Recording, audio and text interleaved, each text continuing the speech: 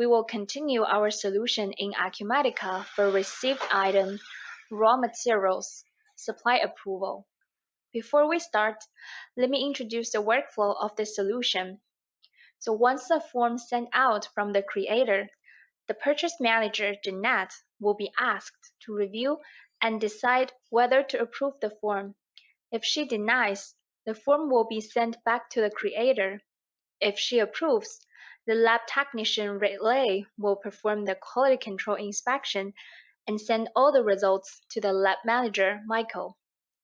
Once reviewing all the results, Michael can choose to either approve or request another inspection from the lab technician, relay. Finally, after granting all the approval needed, the form will go back to the creator and get saved automatically in Acumatica. Now let's get started to the demo. After logging to the eBA application, I am going to show you a fully digitized form of generating a purchase order. Now we click on the eBA Acumatica Quality Control and we will open a new purchase order. So here comes to the screen of this purchase order form. So by clicking on the drop-down list of the purchase order, there will be a list of the open purchase order shown. And those are actually integrated with Acumatica. So we will basically pull over everything from the Acumatica regarding the purchase order information. For example, now we are choosing this purchase order number 29. And by double-clicking on that, eBA will fill all the fields automatically. As you can see, all the information are just pop up from the screen. And here, under the purchase order lines, as you can see, those are the different items that are related with this purchase order. And below that, there's an option for the quality control. And this is a place where you can set the expiration date. And then check the expiration reminder if you want to send out a reminder automatically. And also if this item is for the periodic control, you can also check this box. So for here, we will now just choose November 30 as expiration date. And by clicking on the expiration reminder, we can choose how many weeks in advance we want to send out the reminder. For example, we choose 3 here. And by clicking on the periodic quality control, we can send reminders every 2 weeks to our likes. And then once you fill out everything, you can go ahead and click on the send button.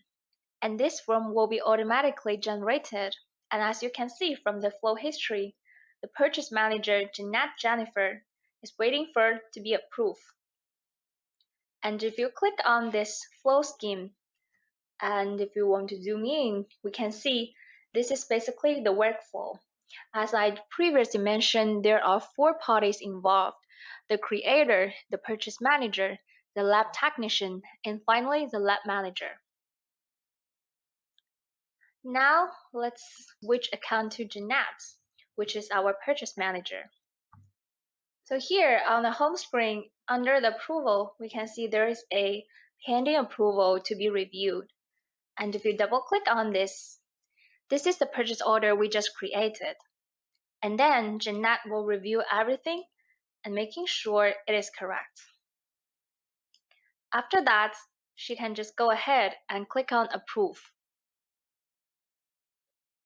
And under this flow history, as you can see, now this purchase order is waiting for the lab technician whose name is Relay to review and conduct the inspection. So now let's log in using the Relay's account. So here, still under the approval side, if we click on the quality control lab process and double click on this pending, and here we go, this is the home screen for the laboratory information. And as you can see, here is the place where the lab technician relay will fill out all the required fields. And as you can see, reference range is usually the normal range.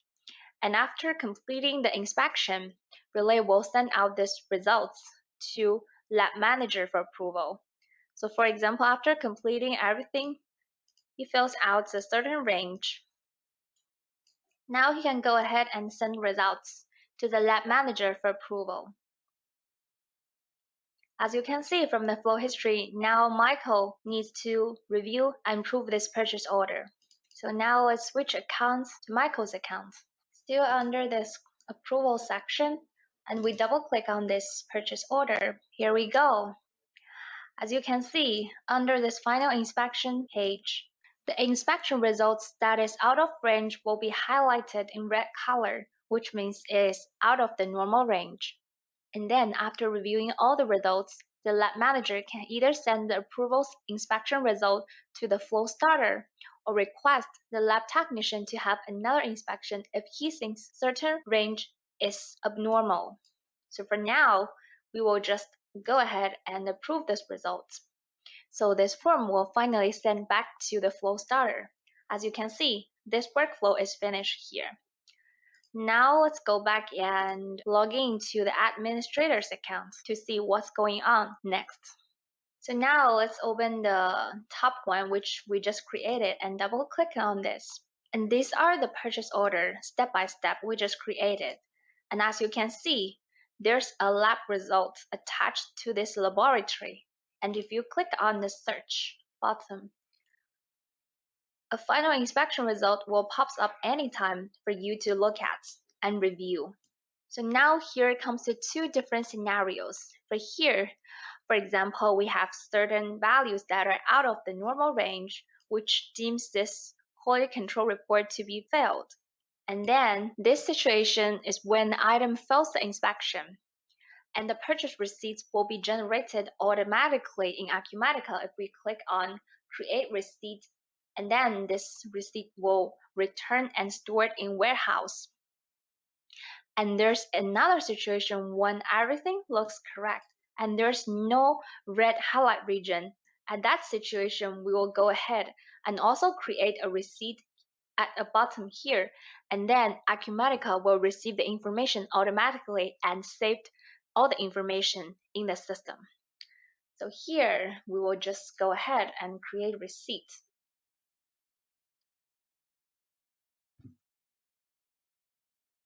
Here, as you can see, it says this uploading is successful. So now let's switch back to Acumatica to see what's going on from that screen. And as we previously know, once we have saved everything and the information will be forwarded to Acumatica. So this one, the top one, is the one we just created. And as you can see the date, this is the one we just created. To be noticed is that under the warehouse, as the item is deemed failed, it will always automatically be sent to the return item warehouse. Compared to the items that are successfully passed, it will send to different warehouses based on that situation. Okay, so after we have confirmed with Acumatica, let's go back to eBA to see what's the next step. So now let's go back to the eBA screen and to find out the one we just created and to see what's the next step regarding this failure. So let's open the quality control archive and search for the one we just created, and the status should be failed. It should be this one. Here, as you can see, there's a corrective action button. By clicking on this button, this eBA will transfer us to the QDMS system, and for there we can perform the corrective action. Yes, as you can see here, the system just integrates us with QDMS, and all the information has been filled out automatically. The nonconformity detail, the nonconformity, where's the location, where's the department, and the CAPA code. So this comes to the end of our presentation.